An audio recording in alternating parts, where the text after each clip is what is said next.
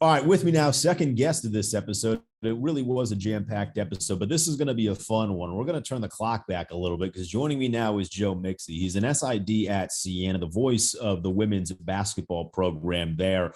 But I don't know him from Siena. Joe and I spent a lot of time, a lot of years, and a lot of long nights, early mornings grinding at 90.9 in Lynchburg at Liberty University. Joe, what's going on, man? How are you? Oh, I'm good, Denton. How are you? It's nice to be able to. I'm very nostalgic, so it's nice to be reminiscing a little bit.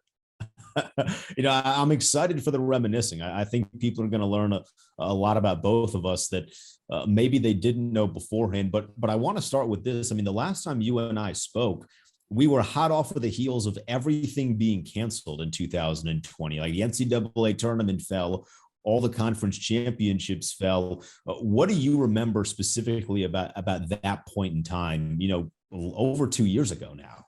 Well, the thing is, I try not to remember too much about that time. It was a tough time. It was not an easy time. I worked full time in collegiate athletics, and just like a lot of people did that week, we had everything taken from us in a matter of hours. Everything was kind of swept under the rug. I was in a unique position because we were at our basketball conference tournament for the MAC in Atlantic City. And I had the privilege, or the dubious privilege, I guess you could say, of being on the final game calling for Siena women's basketball. So basically, we just spent the whole time talking about how, we watched every tournament, the Big East, the Big Ten, the Big 12, the SEC, et cetera, get canceled in real time. So by the time we got to the end of the game, we knew our fate had already been sealed, and we knew that we were going to be done as well. We were like the second to last conference to cancel. We just, at that point, everybody showed up, the teams, and everybody was on the court. Kids were crying. They had a press conference. And then 15 minutes after basketball got canceled, we got called into a conference room. My AD was there and our whole administration. We had everybody on the phone, every coach, and he just said, everything's canceled the rest of the season. It's done. So it was a pretty emotional time. We just had to pack up and go home. And, at first, it's bittersweet. But then we had no idea that in 2 weeks we would all be working remote. We had no idea the kind of effects it would have. I actually ended up in lieu of getting furloughed, I got transferred to admissions. I was helping recruit the next class for Siena College while doing athletics work as well. So, we had no idea the path, but, we're kind of, everybody's adjusted since then, and everybody's kind of, gotten back to, it's nice to be back to working games in person. It's nice to be back to traveling with teams and being able to, walk around safely unmasked. That's all been great. And it's, I think it's really made people, not take anything for granted, especially in the sports world. And really, we're playing sports. Sports, obviously we see the impact that sports can have on a society, but it's sports, and really makes us value each other as people more. Was there a bit of kind of an emotional response from you when you walked into a stadium for the first time, knowing everything that we as a society and you had personally gone through, having all that ripped from you? Was there a bit of an emotional response when you walk into a stadium for the first time that was filled with people? Yeah, I mean, so that was March 2020. The next time I worked a game, was December 2020. But we went through a period. Our basketball teams had a lot of pauses, went a month between games for a couple of our teams. And then we hit the spring, and then it became, very unemotional because we had every sport playing at the same time. And it was very compact is a good word to put it. So we were busy. And then I didn't travel again until April 21, the end of April. So it was over a year until I ended up going with the team again. But then last year I did minor league baseball, and then I came back and we had an exciting fall. So, now we're kind of back to a little bit to the way things were. But yeah, it was nice. I wasn't walking into like Madison Square Garden to work my first game back. So there wasn't that like emotional, but it was nice. We had a homecoming game here at Siena. We had a packed house.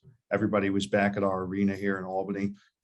So that was nice. Got to go to a few cool places. So yeah, I don't know if it was horribly emotional, but obviously, like I said before, don't take anything for granted. So What is the day-to-day like now for someone in your position? You know, you're an SID, that's your official title, but you're calling these games as well. What is the average? Let's just say there is a game that's taking place on a particular day. What does the average day look like for Joe Mixie? Yeah. So, I mean, I have 7 sports that I'm responsible for here at Siena. I'm responsible for men's soccer, softball, swimming and diving, water polo, men's golf, women's golf, and our track programs. So just taking care of all their day-to-day needs. We have 5 of those programs are in season right now. So just getting all them squared away. Softball's playing a lot of games, for example. But, you know, I also jump on a lot of the calls with our play-by-play guy here at Siena. We did a very exciting women's lacrosse game last Saturday. We're supposed to do baseball this weekend. We got some other sports coming up. So just kind of getting ready, working in, maybe filling out some boards. And, it's a nice breakup of the day when you have a day game. Most of our games are during the day here on campus. So it's a nice breakup of the day when you're able to go out and call a game. How has your prep process changed? Because I remember when we started calling games together in college, we had information, but we certainly at the beginning didn't have boards or anything of that nature. We didn't even know what a board was. How has your preparation process changed now that you've been doing this for years on years? Well, it's funny, I was talking to somebody the other day about it. Sometimes it's easier to do a high level broadcast just because of the amount of information that you have, and also you get better with experience. So you get to the point where, I obviously don't want to mail in a broadcast, but I also don't do it full time. So I don't have time to sit around for 3 or 4 hours and make a board where I write everybody's favorite color on a manila folder. I wish I had that, but that's not the path that I was destined to at this point in time. So I've actually started handwriting my boards just to save time. When I get on a bus to go to women's basketball, it's easier just to be able to scribble it down. You end up memorizing a lot of stuff. Sometimes you handwrite the same stuff so that you memorize it. But basically, I've been doing a lot of color lately. So obviously I try not to write as much down when I do color because I don't want to get my head buried in my notes because I've been long victim of that. So, just getting yourself comfortable to the point where you're comfortable with the game, to the point where you're comfortable with, surrounding the game. Sometimes I'll get brushed up on different technical terms because I call a lot of different sports. Just getting yourself to the point where you can, articulate what you need to articulate and put together a good broadcast. Where did this desire to be in this business, because this business is nuts, like it's a madhouse. You got to be a little crazy to be involved in any sort of sports media. When did that desire start for you? Was it pre-college? Was it in college? When did that all begin? Yeah, well, I actually my first exposure to sports information of any kind was in high school. Where I had the opportunity in the tri-state area to work with a company through my high school called MSG Varsity, and did a little bit of sport coverage there, but really learned about what an SID was. And then when I got to college, obviously, through our ventures at 90.9, and we had a sports talk show, but we also did play-by-play for the high school. And then it kind of matriculated and did more. I got more opportunities. And then I was looking for a broadcast opportunity after we graduated from college, but I ended up with a SID opportunity that included broadcasting. And then 3 months after I got that job, half our department left at the same time. So then you get thrust into, all of a sudden I was a co-basketball contact. I was the co-baseball contact. I was hosting golf tournaments at TPC Sawgrass and just doing all this stuff. And then, I decided to get married. So then you got to get a full-time job. So there's more full-time experience with being an SID, but it's something that I've embraced and I loved. And I love that I've been given the opportunity to continue broadcasting as an SID, which you can make that work sometimes. So that's worked well for me. Now, when we were at Liberty, we walked into a radio station that technically had a sports department, but it really didn't. There was a sports show and they called football games, And then I credit you with kind of transitioning that into a full-blown department. Now, there's no, special picture up. I was in the studio a couple months ago. I just happened to wander in. They haven't honored you yet, but I'm sure that's coming. What led you down that path of wanting to take the reins and end up being the guy that I feel like really revolutionized sports talk radio at 90.9 The Light? Well, part of it actually, before you honor me, part of it was you. Because if you remember, I was working at the radio station. I got in there as a freshman and just kind of walked in and wanted opportunities. And I kind of was, it took me a while to get to where I wanted to be. I ended up just running the board for this guy's show Monday, Wednesday, Friday. And, I love music. I love Christian music. I've always been a music junkie. So I wanted to do more on the music side, but the station director at the time, beginning of end of my freshman year, brought me in and said, hey, we have this opportunity to head up these high school football broadcasts that we do. So he knew I was into sports.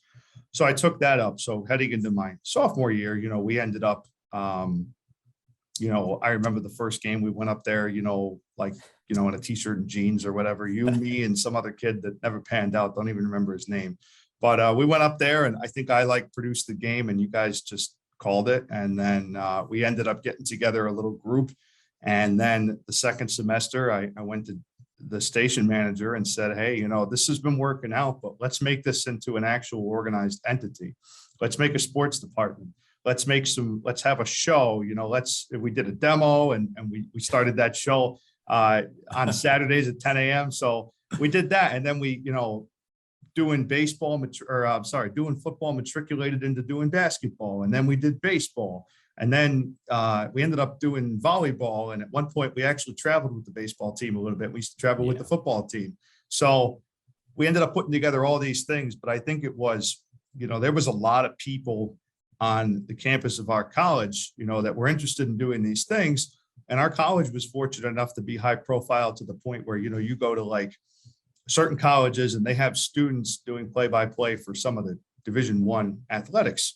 We had professionals doing those games, which was great because it's great exposure for our college. But at the same time, you got to have an opportunity for us to get experience too, to compete with the Syracuses of the world, so this was our opportunity to do that and to put it together in a regulated, organized sports department, where we ended up, by the time we graduated, we had two or three shows, a couple podcasts, 12, 15 people. We had a rotation. We were doing 4 different sports for the high school. And then people were starting to notice us. And now, I keep track of things on Twitter.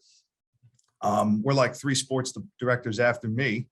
And you got guys, somebody just got an internship with the Hillcats in town, the Lynchburg Hillcats, and another guy just won, I think the sports director now just won AP award for best play-by-play in Virginia. So you have that's still happening. So kids are getting the experience. So, I credit the Lord with opening that door for everybody to get experience. I'm happy to have been a part of it.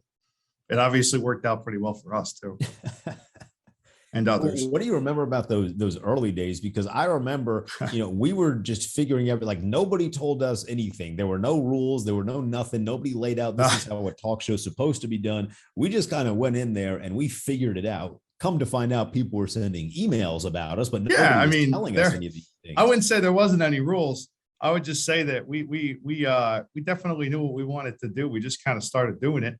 And then they caught up to us a little bit, and it was good. Obviously you have people to guide you that have been there. Some people had, the people that we were dealing with, our professors had more experience with mainstream radio. So okay, you guys have voices, you can talk, you can carry a conversation, but how do you do it appropriately on the radio? So, those early days, I remember the demo that we did. We went into the studio and we had this very rough outline. And then I think by the time we got to the end of our hour, I had 5 or 6 topics that we hadn't talked about.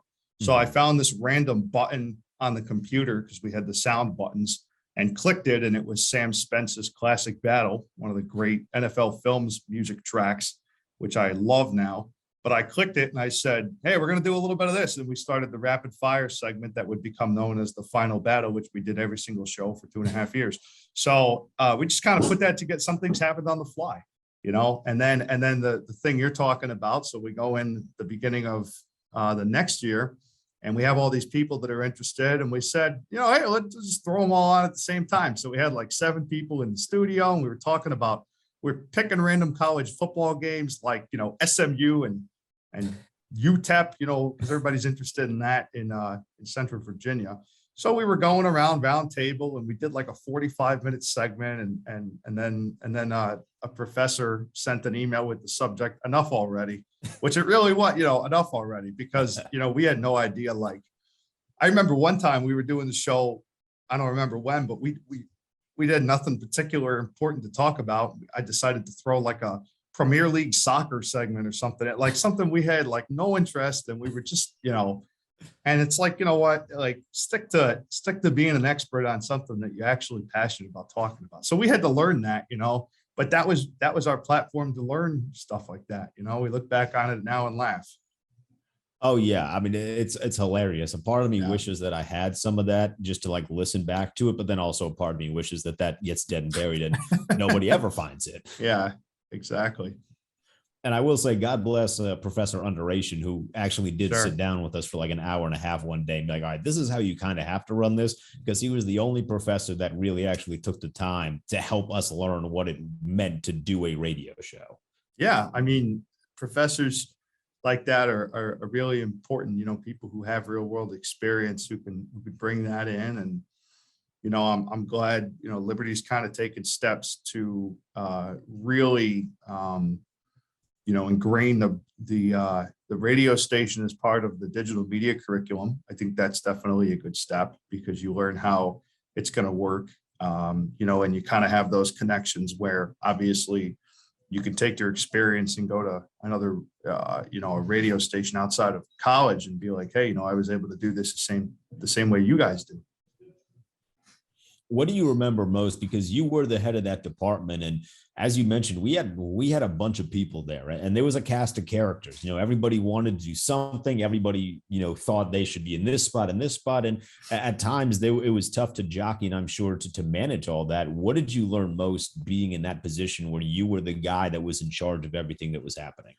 Well, I'll tell you one thing I learned. I learned that I don't necessarily need to be this in this dominatrix position of being in charge of everybody.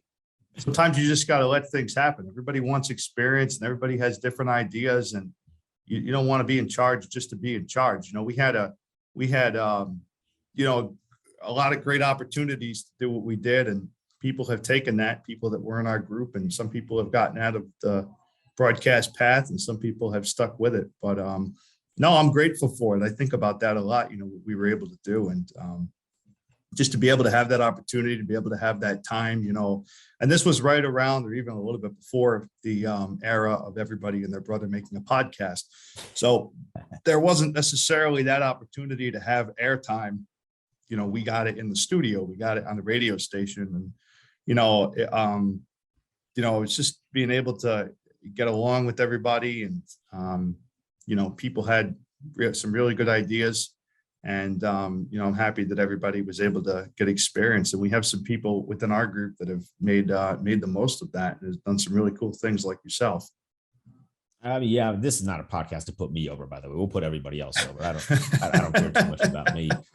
What do you remember the first time? Because I remember when we started the Average Joe show, one of the coolest things to me is that we got imaging, and there was like a big voice guy that said our names, and that had never happened to me before. I thought that was the coolest thing. Do you remember hearing your name said by a big voice guy for the first time?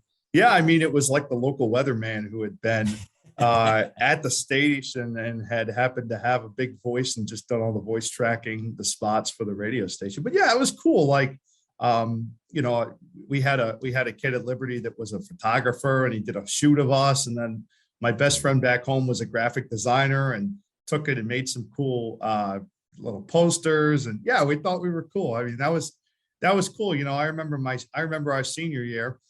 There was a couple people who came up to like one of the other people on our show or me, and somebody said, "Oh yeah, my entire dorm listens to you on Saturday mornings." Or somebody out of the blue came up to them at the dining hall and said, "Oh, are you so-and-so from the Average Joe show?" Like, we had a little bit I'd walk into one of my other jobs and one of my bosses, would say, "Oh, did you hear what Joe said on the Average Joe show this morning?" Like that was pretty cool. We had our own little following, I guess, but it was great experience. And yeah, it was cool to be able to have that.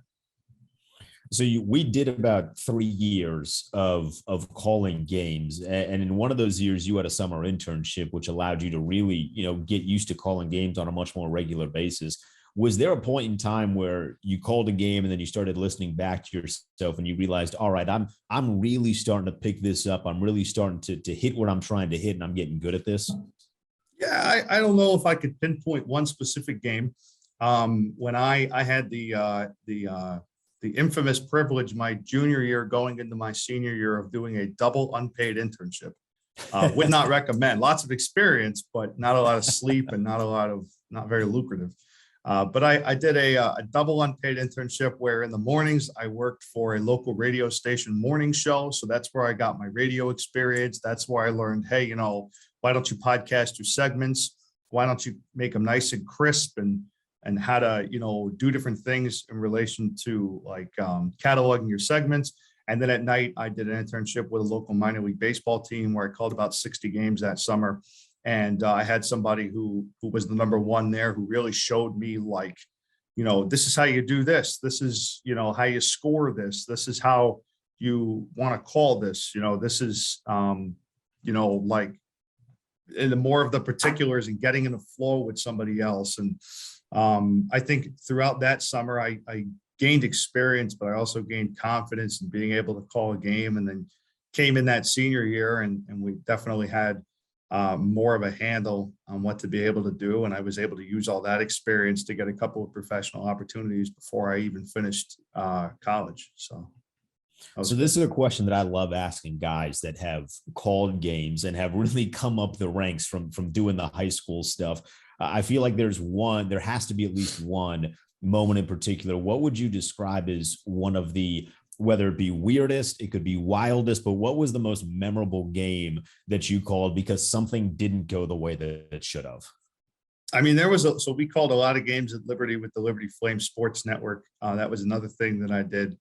And we had some interesting games. One time my senior year, we were doing a hockey tournament at Liberty, and they put a headset in between the glass, which was really cool because it was kind of your Rovers sideline report person. So I kind of knew this was going to happen sooner or later, but I got hit with a stick in the face, like a little drive-by. So that was an interest. Like it wasn't too bad. I got a little cut in the lip, but yeah, that was cool. And then one time we got on headset with a couple of people, and it was a 3-man crew, and the gentleman who was supposed to be doing play-by-play didn't realize that he was the play-by-play. So like halfway through the first period, he looked at us and he was like, "Me?" And we were like, "Yeah." Like, so that was a little bit of a rocky broadcast, I guess. I'm trying to think. I mean, in terms of the high school stuff we did, I think there were some, I mean, I'll tell you what, like we got to go up in Liberty's football stadium, which, I mean, I wish I was doing that now with how much bigger it's gotten since we were there. But yeah, we got to go up there and be the big boys in the booth and the only ones there. And like, that was cool. I enjoyed that. We got to travel a little bit. I'm trying to think. Yeah, just, your usual shenanigans. I got to call a hockey game for Liberty at the D1 level, which not a lot of students have ever gotten to do that or had ever gotten to do that at the time. And that was cool. So, I think I did a playoff game for Liberty in like women's lacrosse one time. So, just your day to day gaining experience, being out there in the field. It was cool. I really enjoyed it. Did Keegan ever tell you about the time that he and I nearly called a game with our shirts off? No, I don't remember hearing that. Oh yeah. So we went to, this had to be junior year, right? So we'd gotten used to calling games with one another, and we're traveling to, I think the school is called Woodbury Forest, which is about 2 hours, 2.5 hours away. Okay. And the people there were wonderful. Like they were tailgating before and they met us and like, please come take some food. And it was, I think I know what you're going to say. It was a little boarding toasty in the press box, wasn't it? Or were you outside? There was no room in the press box. They're like, you can either go down on the field, which were like no, because we're not good enough to be able to see what's going on the other side of the field. So they stick us outside on the bleachers, and to our left is all of the students dressed in suits and ties. I don't get why people do that at football games. I know it's like an SEC thing, and I still think it's weird. But it was about 90 degrees. It was week 2 of the season. So it's still like August. September. Yeah. It's 90 degrees, and Keegan and I are sweating bullets. And there was a point in the third quarter where our Comrex completely shut down because the sun was overheating it. And I looked at Keegan and I was like, bro, if these dudes beside us weren't wearing suits and ties, I'd be shirtless, right? Like if I did a couple more sit-ups, if I didn't, divulge myself a little bit at the tailgate, I'd be completely shirtless right now. And I would live with those consequences. I had long hair at the time too. So like, I'm really sweating like crazy. It's memorable. I think that's the best way to put it. It was a memorable experience. I just remembered another one. We went to, me and another guy in our department, the beginning of my senior year, drove to Virginia Beach area to do a game like 3.5 hours away. And they put us on a table in the far end zone, but like on the corner. So like, and like, obviously I had the bench area kind of blocking our view a little bit. So it was like, first down, handoff, right side, and there he goes. And like he turns the corner and then you lose him. And yeah, so that he just went off into nowhere down the right sideline. You didn't see where he went. So sometimes you had those vantage point. One thing that we did, which I just, when we started the radio station, our sophomore year had just been moved. So we couldn't do anything live. So we would pre-tape them and then bring them back to the studio and air them at like 11 o'clock at night, or air them like the next afternoon at like 3 o'clock. So it's like, we'd go there, do the game, go all the way back, and then we would put it on the air. And it's like, man, like. Do you remember, or I should say, what do you remember about the time we went to WVU? I don't know how 3 of us got press passes. Oh yeah, it was awesome. Yeah, what do you remember? I remember that. I still have my pass. I do too. Keep all my press passes. Yeah. Well, what I remember about that is that was the first time. And granted, like, now I work in collegiate athletics. Like, if I wanted to, go to like, Alabama's football stadium, I probably get a pass. Like, it's not really like I've been in NFL press boxes. Like, it's cool, but then you have to be in like the working atmosphere. But then we were just like stars, like we had never been anywhere. So I remember like we were on the distribution list for football, and the SID for Liberty emailed and said, collecting applications to go to WVU in August. And I said, let's get in. And I gave us 3 passes. We packed up my minivan at 7:30 in the morning and drove to Morgantown, which was like 6 hours away. And we drove through the middle of like apologies to our West Virginia audience here, but impoverished West Virginia. And like, I remember one point we drove through the middle of this like parade thing where like the entire town was gathered at like the center of town on like this one stoplight. And then like we get on the highway going north 100 miles from Morgantown, and every single car has a West Virginia flag on it. Like the entire state is descending upon Morgantown for this game. And then we get there and we were like on the field, and obviously Liberty didn't win. They sat us in like the 5th row of the press box. We were like looking over, like could barely see the game. And then like they had like a pasta bar, and we were just like, so that's, that's what you do when you're a kid in the press box. Like, but we had a great time. We stayed out of trouble. And then we went home. That's I tell you, I don't think I've taken a longer day trip. That was a 600-mile round trip. I don't think I've ever taken a longer day trip in my life than that one particular trip. We got back at like 1:30 in the morning. Yeah, we were gone from campus for almost a full 20. I think it was like 20 hours or something was what we finally clocked. I remember driving back, and we took a different way through like Western Maryland. And at one point we went up this hill, and it was like, congratulations, you're at the highest point in Maryland. And like went up like the side of a mountain. So yeah, we randomly stopped at like a Sheetz in Maryland, and then that was a good time. Other people from Liberty. I'll always look back on that as like the first time I was ever in like a big boy press box.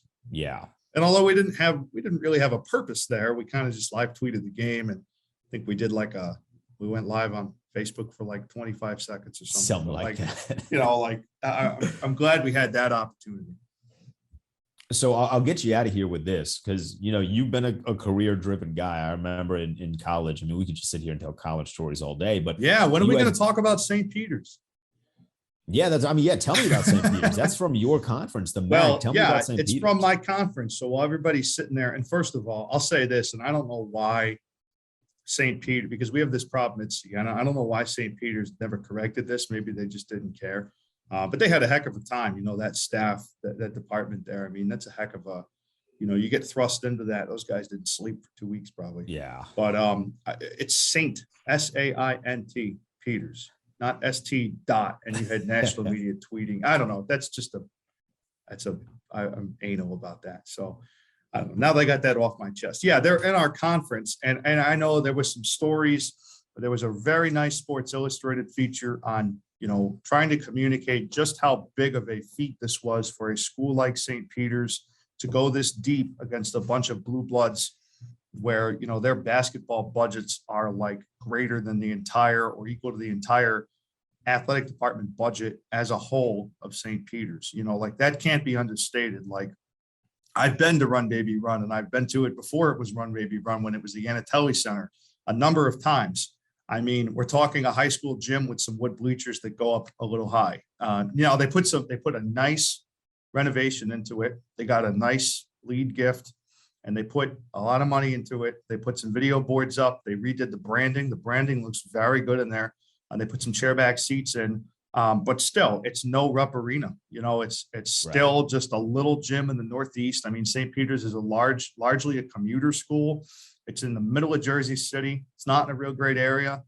It's not somewhere you would go and be like, I'm going to go have a picnic on the St. Peter's Quad. It's just not one of those places. It's this little tiny school who has been around a long time. Their basketball team in the 60s made a deep run in the NIT. That's actually what the arena is named after. Their 68 NIT team, Run Baby Run, was their nickname, or was a phrase that they used back then. If anybody wants to know that little tidbit, but I mean, it's a huge feat. They were rated by Jeff Goodman as the worst job in the MAC. They have the lowest operating budget in the MAC. I mean, while schools like, other schools in our conference are going out and doing overnight trips to play basketball and staying in Marriott's and eating team dinners, St. Peter's is day tripping, I mean, and to be able to have success doing that sort of thing is a real testament to how your team can really come together. And they're a team that didn't really have, they had a 3-time defensive player of the year, but not a flashy offensive team. Didn't have somebody that really stood out and scored 15, 16, 20 points a game. They just had a lot of guys that stepped up when it mattered the most. And, congratulations to Shaheen Holloway for going to Seton Hall. They're going to have to rebuild a little bit. I mean, their portal guys are probably going to portal soon. So we'll see what happens with that. But it's a great feat, and it's great for our conference as well. I think there's going to be some long-term ramifications. We'll see what comes of that.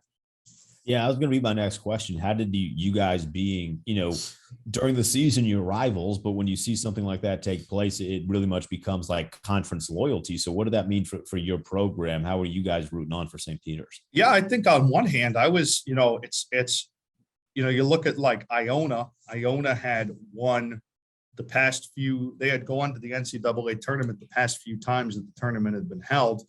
And the last team to win a game in the tournament was actually Siena in 2009. So we had teams win a game here or there. We had never had anybody go to the Sweet 16. But for St. Peter's to be the team that breaks down the barrier was pretty shocking. They'd probably be picked near the bottom of the barrel. Now, that's a testament, again, to how they were able to come together and do that as a team and how much Coach Holloway brought up the program. But, I mean, I personally was rooting for them. I think it's good to rally around your conference. We're one bid league like that. I do think, though, it puts pressure on people, to see a team like St. Peter's, if they can make a run to the Elite Eight, why aren't you making a run to the Elite Eight with all more resources that you have? So, basketball is a very pressurized industry. Mm-hmm. So I think you might see that it's gonna raise the bar.